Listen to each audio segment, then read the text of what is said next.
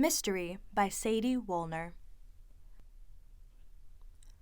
I think when I grow up, I want to be a detective or a private investigator, since I notice stuff that people can't. But in order to do any of these careers, you have to become a cop first. I don't have anything against cops, but I like to figure stuff out rather than give people tickets for going too fast on the highway. Now that you know some stuff about me, I can begin my story. It was a very windy day in October, the cold breeze biting at my skin, even though I had a sweater on. I hurry inside to find out that something is terribly wrong. The halls were all empty. I walk into the gym where all the chatter is taking place and sit next to Emmy, one of my few friends. It's 8 o'clock, so it's not like I'm late or anything, right? When our principal comes, he is very pale, like he's been scared to death by a ghost. Something is really wrong, I think. When he starts speaking, he grabs the attention of everybody with stunning news. Somebody's been murdered! Everything goes to a complete stop. Eyes widen, people start looking around, and Emmy scoots closer to me. Just as I expected, the who's and why's start filling the room.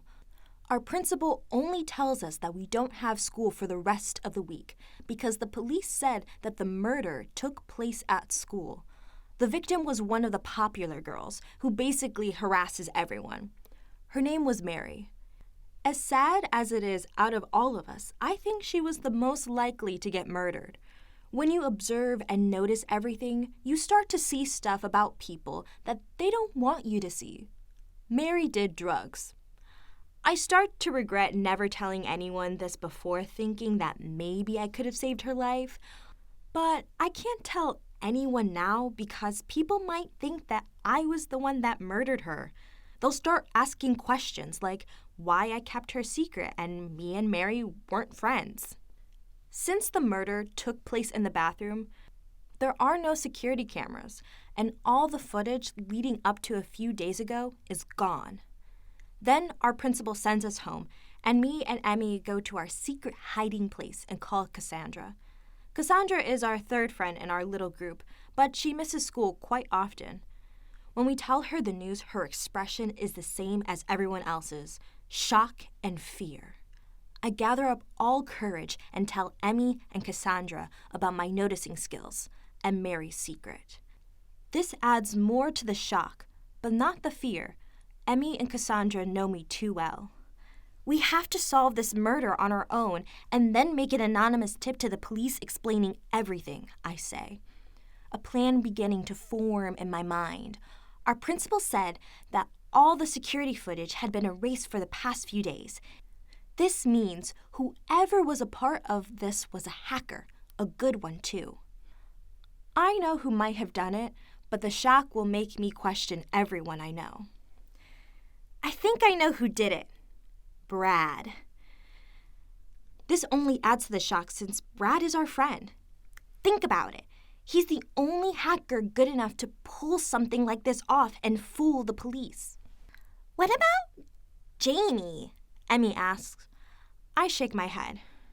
Jamie is in 5th grade and nowhere near big enough to fight someone like Mary. Neither is Brad, Cassandra points out. Yes, but he's in 7th grade and is bigger than Jamie. I decided to run over to Brad's house to ask some questions. He may have not actually committed the murder, but that doesn't mean he wasn't a part of it. He invites me into his room and I start piling him with questions. I also take notice of the fact that he looks surprised and guilty. Hey, look, me and Jamie erased the images, but we didn't do anything else. I gasped. Why? This is all I can say. He sighs. We have this business where we hack to help people out with stuff and don't ask any questions. Yesterday, I got an anonymous email that asked me to erase all the footage from last week. I see values of worry in his forehead. Mary must have gone to the bathroom quite a few times this week, and if the police had found out that he had helped, without even knowing it, he and Jamie might go to jail. Brad, send me all the footage from last week. I'll use my skills to find anything out of the ordinary. Then we'll write an anonymous note to the police telling them how we got the footage and then point to a specific time and our suspect. No one will ever know. He looked relieved and told me to go back to my house and he would send me the footage. As I began to go home, I walk by the school. My eye catches something. I see the principal with his mouth hanging open in shock. In dripping red paint, a message on the wall that says, "More to come." I walk over to him, keeping in mind that anyone could have done it. "Did you do this?" I ask him, ready to sprint at the first sign of trouble. No, I would never. He pulled out his phone and called the police. When I got home, I went into my room and thought over everything that happened today. Tears slipped down my face as I realized that maybe if I told someone, I could have stopped this. I stay this way until morning, when I check my computer to realize that Brad hasn't sent an email to me yet.